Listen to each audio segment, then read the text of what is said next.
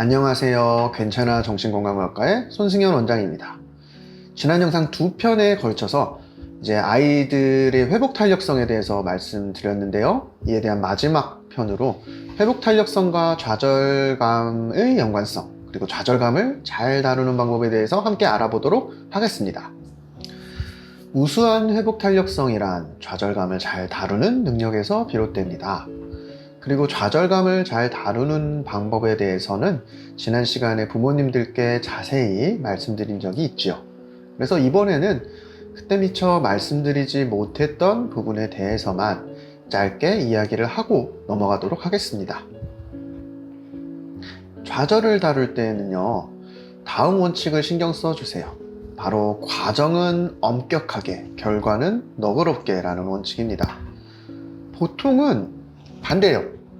준비하는 과정 중에서는 자신과 타협을 많이 하고 낙관적인 상상을 펼치고 나태한 모습을 보이면서 이렇게 너그러운 자세를 취하다가 막상 자신이 이상적으로 꿈꾸던 결과가 나오지 않으면 그에 너무 크게 좌절해서 지나치게 자책을 하는, 그러니까 정확히 앞서 말씀드린 원칙과 정반대로 움직이는 아이들이 더 많거든요.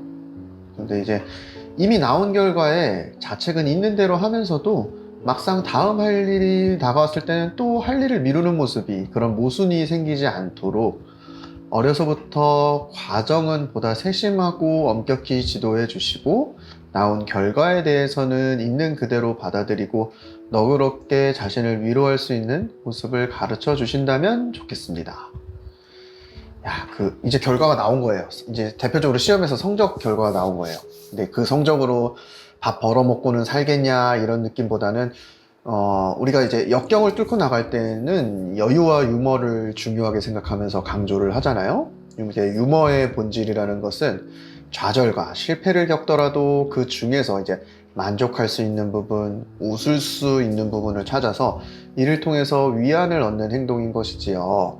그 웃음에서 우리는 무언가를 계속할 수 있는 희망과 용기를 얻는 거고요. 이렇게 아이가 원하던 결과가 나오지 않아서 좌절을 하더라도 그 결과 안에서 위안을 찾을 수 있는 요소를 찾아가지고 아이에게 웃으면서 우리가 말을 건네줄 수 있으면 좋겠습니다. 물론 이제 그건 건 있어요. 과정도 결과도 둘 다 너무 너그럽게 받아들인다면 그건 그거대로 문제겠지만요. 그리고 이제 쉬지 않고 일을 해 나가려면은 내가 하는 그 일을 내가 좀 만만하게 만들어낼 수 있어야 하거든요. 그리고 이를 위해서는 머리와 마음 두 가지를 모두 잘 활용하는 것이 필요합니다. 먼저 이제 머리, 그러니까는 이성이 해야 될 일은 무엇일까요? 계획은 디테일하게, 그러니까 최대한 세밀하게 세우는 게 목표죠. 너 시험 준비 어떻게 할 거니 했는데 열심히요 이렇게 하면은 말은 바른 말이기는 한데 뭔가 내용이 없는 거죠. 그리고 이제 내가 가진 능력을 정확하게 파악하는 것도 필요해요. 어떤 사람이 그 일에 익숙한가 아닌가, 그 일을 잘할 수 있는가 아닌가를 따져보려면은 자기가 하루에 할 수 있는 일의 한계를 정확히 알고 있는 사람일수록 그 일에 대한 경험이 많은 거거든요. 공부 안 하다가 하려고 하는 아이들이 제일 먼저 하는 실수가 계획을 너무 거창하게 세우는 거예요. 하루에 이것도 하고 저것도 하고 막 이렇게.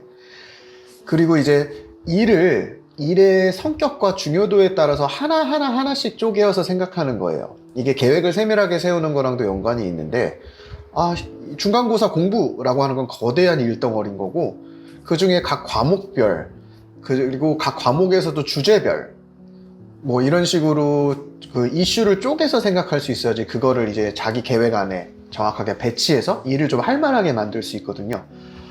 취업 준비 어떻게 해? 시험 공부 어떻게 해? 이런 식으로 일의 덩어리가 너무 커지면 내가 핸들링 할 수 없다라는 느낌이 너무 강하게 들고요.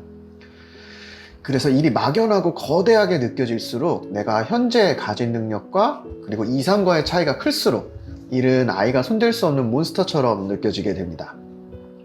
내가 현재 가진 것들은 무엇인지, 목표를 달성하기 위해서 어떠한 것들을 신경 써야 할지, 그리고 이를 위해서 구체적으로 무슨 행동을 해야 할지, 그리고 내가 현재 좀 무리하고 있는 건 아닌지, 이는 머리, 즉 아이의 사고력과 관련되어서 챙겨주어야 할 것들입니다.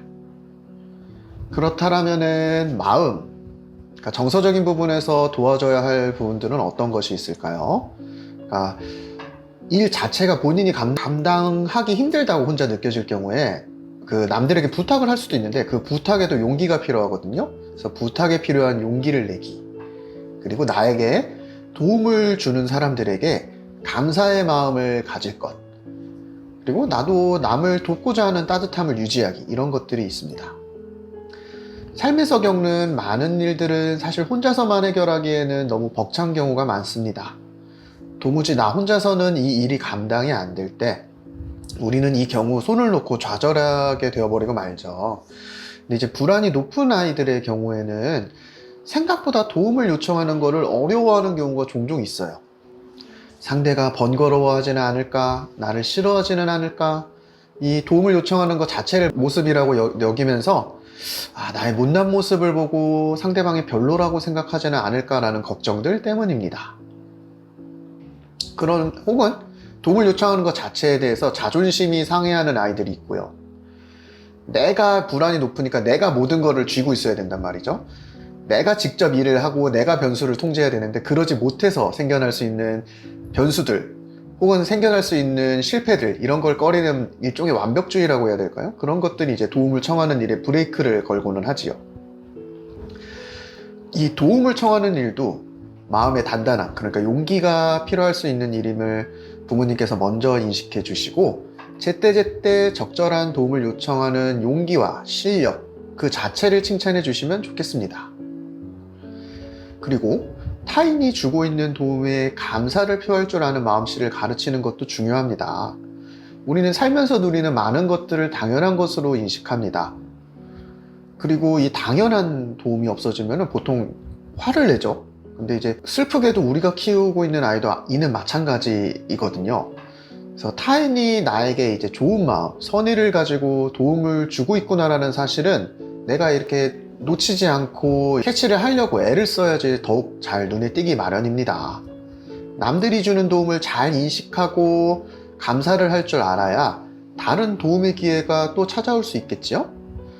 아이에게 지난 시간 중 감사했던 일들에 대해 스스로 이야기해 볼 수 있는 시간을 한번 주어 보세요. 여기서 매우 진짜 주의해야 할 거는 이게 도움을 요청한다는 거 있잖아요. 그게 이제 일을 떠넘기는 게 아니고 일을 나누는 것이라는 걸 아이가 알고 있어야 한다는 점입니다. 일을 전부 다 내가 딴 사람한테 넘기는 게 아니죠. 안 그러면은 자기가 할 수 있는 일들도 그냥 쉽게 해결하려고 남에게 도움을 요청하는 그저 편한 것만 추구하는 아이가 될 우려도 있으니까요. 적절한 순간에 적절한 도움을 요청하는 그 묘미를 깨우치기 위해서는 어떻게 해야 할까요? 이를 위해서는 자신의 일을 남에게 나누어 주는 연습뿐 아니라 남이 어떠한 도움을 필요로 하고 있는지 발견하고 이를 능동적으로 가져오는 연습도 세트로 시행해 나가는 것이 좋겠습니다. 먼저 집에서부터 내가 엄마 아빠의 일 중에서 무엇을 가져오면 도움이 될까? 라는 질문에 아이가 스스로 궁리를 하다가 답을 해보게끔 하는 것이지요. 이 질문에는 우리가 보통 부탁하는 것들, 심부름을 시키는 것들 또한 답이 될 수 있겠죠.